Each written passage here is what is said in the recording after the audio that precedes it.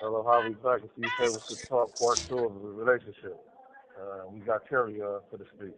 Oh yeah, so as I was saying, like I learned that it was emotionally I was connected with these women, and I was using what my mother taught me, and just being genuine and understanding what people needed help around the house and things of that nature. Right. And then I started finding physical things outside of that, and I think that helped me out along the line, well down the line rather, because when I was emotionally connecting with them, I wasn't using the frequency of what we was doing. I wasn't turned on by nothing. I wasn't using at that particular time. Mm-hmm. You know what I'm saying? So that helped me in the relationship because now neither one of us wanted nothing but the vulnerability. Right. Right. She wasn't looking for money. I wasn't looking for money. We wasn't looking to go out. We wasn't looking to go viral. Nobody was looking for nothing. So there was no strain on the relationship. Right. But as I started getting into a relationship with other people, I found when I use the physical part, I could easily get with them, Mm-hmm. but the vulnerability was heightened. Right. Right. Right. I could never get vulnerable with the women that I was physically attracted to. Mm. So when I started dating them and I bed with them, I was like, something missing. Right. Right. Right. Something missing here. Like I'm physically attracted to her, but something missing here. We ain't tapping into something, and I didn't know how to bring that out of the women. Right. So I wanted to go back to that vulnerable state. But when they meet you, they're like, you asking too many questions.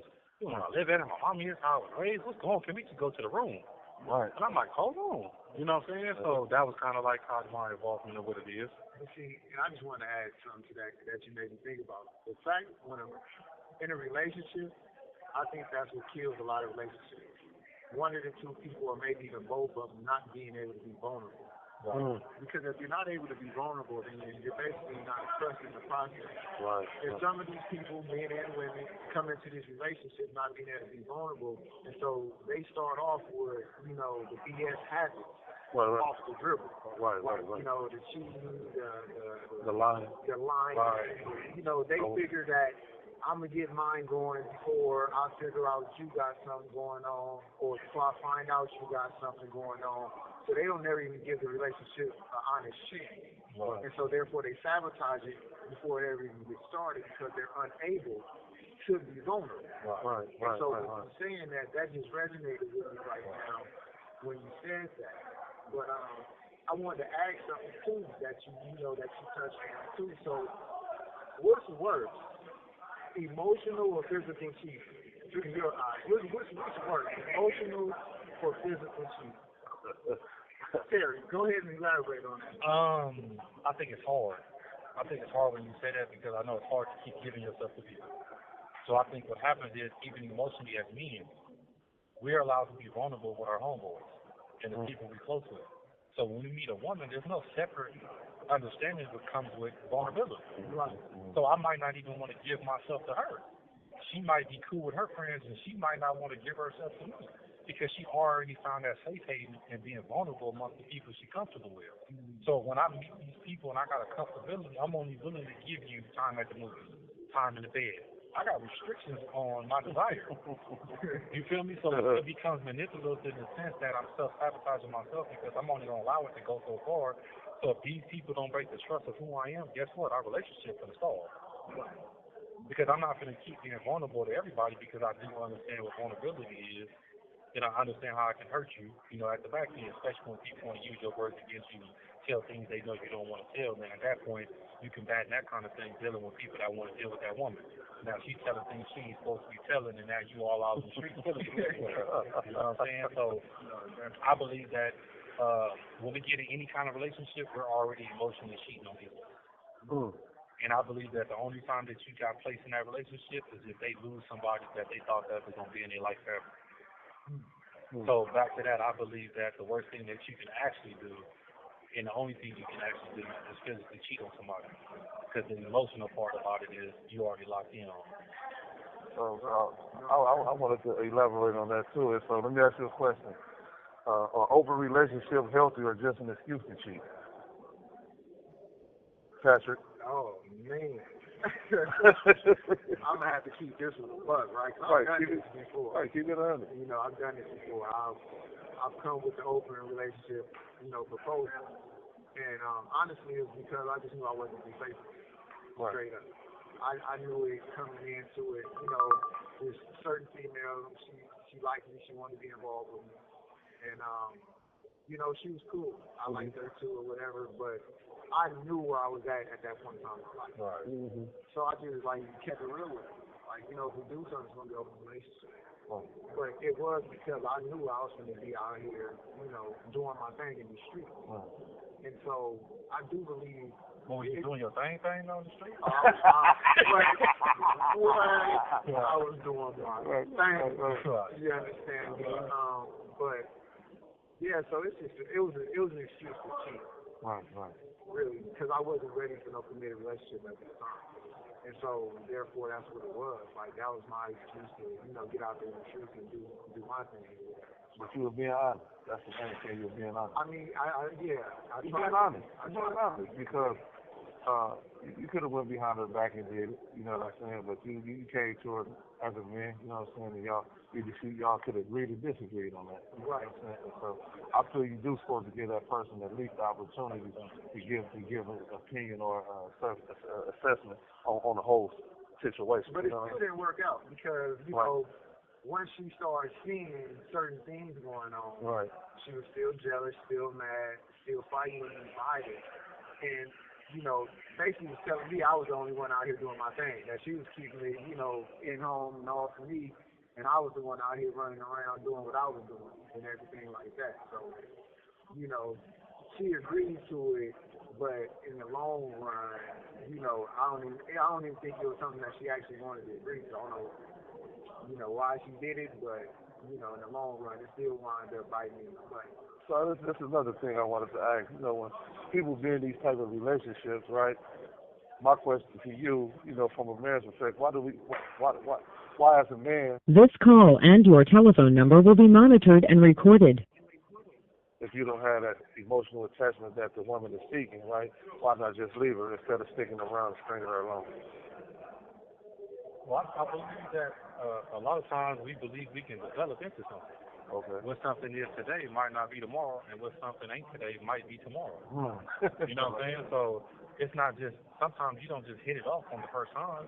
Sometimes you grow into these things, and like you might go with a person, she might like you for one particular thing, but after 2 weeks, she thinks you got a good sense of humor. Right. You know what I'm saying? She might start seeing things in you that's different. And that's why I say a lot of times I judge all women as a 5. I don't give them nothing special. Right. You might start off as a 10, but if I look at you every day, it's going to come down. Right. If you start off as a 1, as I look at you for a longer time, you're going to come up. Right, okay. And you're all going to meet in the middle. You know what I'm saying? So I started learning instead of taking what I first feel at something, I noticed that I got to keep looking at it. Right. So if I really want to know if somebody looks a particular kind of way, I'll look at them and see what I feel, and I'll turn my head and look again. Right. And I'll keep looking again. And if I look a few times and my view don't change, then I'm going to say, okay, you got that thing. Right. And if I look a few times and then it goes away, I'll be like, nah, I was tripping. Right. Now at that point, I'm looking at different angles of how to continue this attraction with you, how to continue this relationship with you. Because when you're and then what I noticed with that is when you're in an emotional relationship with a woman, a lot of times you're not sexually compatible with her. So what that means is if you're an emotional lover and you get involved with that kind of stuff and you're not sexually, that means that after sex is really not as happy as you want to be. Right. She's talking to you, she's doing things she should be doing what she's doing. Right. Because when you're having a physical compatibility with the sex, after you get done having sex, she don't want to touch, she wants this water. You know what I'm saying? She feels some kind of way. But she might not be completely vulnerable with who you are. It might just be a physical attraction that's taking place. Right. So a lot of times when you got this emotional relationship with somebody and you're not sexually satisfied with who they are, your relationship changes. You better clean more. You better be romantic. Right. It's a lot of things. And the guy who starts off physically, he got to do them things too, but they give him leeway. Right. After she gets tired of the good sex. After she talks herself into a frenzy. After everybody's been accepted her, then he got to come pick up from where he left off. Like, you don't think because you're doing this, you ain't got to do that. Right. But in the beginning, she's excuses. She's cooking tacos, she's cooking food, she's doing Right. But when she emotionally connected to you more, she's complaining immediately. Right. What? You went out today, you didn't think I was hungry? Right. She would have never said that to the person that just got done wearing her out of bed. Right. She's not talking to him like that. She just jumped out the bed and went and got the food for both of them just in case he forgot. She didn't want to know what he really felt like. Right. She don't want him to really show that he really didn't care about what happened. Right. Because what happens before sex, what happens during sex, and after sex are all equally important. It ain't just what's in the middle of it. Right. You know what I'm saying? And that's what you learn as you start getting older. You know what I'm saying? Yeah, I like that. No, definitely. Because that brings me to something too. Like, so do you believe that a person can be in love with two different people? For sure. What about you, Rob? What do you have to say about that, man? Can a person be in love with two different people? You in love with yourself or something? This call and your telephone number will be monitored and recorded.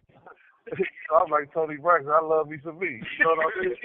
but you know, I believe you can be in love with two people. You know what I'm saying? But I just also believe that if love is if sexual intercourse is love, then it ain't gonna last long. And so being in love and in lust are two different things. You know what I'm saying? And I don't know though. I believe I think I can have. You know, I'm cool with that. I'm cool with having. You know. Because you know that brings me to like how they say about women, right? Mm-hmm. They talk about they can't just have physical sex. Like if they have sex with you, they're emotionally Right. they're emotionally attached. Not all of them. They just throw it out there. They just throw that out there. That's not the truth. That's not the truth. You got some women that are doing their thing, bro. Right. But what about the women who I'm pretty sure we all have this happen to where they engage with you just as partners, just as friends, and y'all engage into a sexual relationship, but they develop feelings after a while. Right. They said it was just we was just cool, we was just friends, we just doing our thing. But then after about a month or two, you wearing that bang out, then all of a sudden, you know, she blowing up your phone, she looking at the girl crazy. But again, we missing what I was just saying. Y'all wasn't physically attracted to each other. That's how you was able to wait so long to have sex. Right. So the only thing that can get y'all to the bedroom is the emotional compatibility. Yeah. So when she does have sex with you, she's already feeling a particular kind of way because you already did things that helped her envision you in that bedroom. So of course she's mad now because you already emotionally tapped into what she was, and then the physical contact heightened. Right. And now that pushed it up to where she probably cared about you more than she cared about you before, or she had some aha moment. Right. And then she thought to herself, I feel like you're doubling down on my point, though. I feel like, you know, you're saying about the emotional attachment that a person has to have for that sex. Because you just said she was emotionally already attached to you because you in that position in the first place. But emotionally attached can be just from a vulnerability or comfortability. Absolutely. So you can be emotionally attached to somebody because you're comfortable with knowing that your secrets are safe. It's a different vulnerability from letting them see you completely whole, 100% who you are. By coming into it, she's not coming in telling you that her biggest fantasy is X, Y, and Z that might be not regular. She's not telling you that. When you get in a conversation with a girl, she's not telling you nothing. Like you can be with your brother, and he can be with his wife. They're going to talk about having sex. They're going to talk about everything they would naturally talk about that she wouldn't say with just you by yourself. And that's how it is when you're emotionally connected with multiple women. They get to talking about things that they hide from other people. So when they in there saying, I like you, my back to it up, I like this and I like that, you in there listening, and he's like, what about Rob over here? I don't care about him. What about Patrick? I don't care about him. And the whole time you listening, like, you better care about me. Right. But you don't never push the boundaries because you do like the safe space that they give you, that you can come sleep, spend the night. Nobody feels like you're a predator. Nobody feels like you're doing nothing. You're making them feel uncomfortable. So they're going to walk around in the panties and bras. They're going to walk around with some clothes. They're going to have open conversations. And then after a while, they're going to look at you and like, hey, Patrick, you going to like what? You going to wear the boxers to sleep? Yeah, no, you get the question out my window. Put the windows out your car like Jasmine Sullivan. Yeah. For sure. But yeah, so, yeah, that's dope though. I mean, I like this little conversation we have. Yeah, you know, You have 60 seconds remaining. all right, we ended this conversation on If These Tables Could Talk. Your host, Robert. Oh yeah, I'm Terry, man. If your tables could talk, Patrick, man, make sure you like, subscribe, you know, come check us out. You know, we're wrapping it up for today. Appreciate y'all for listening, man. Yeah.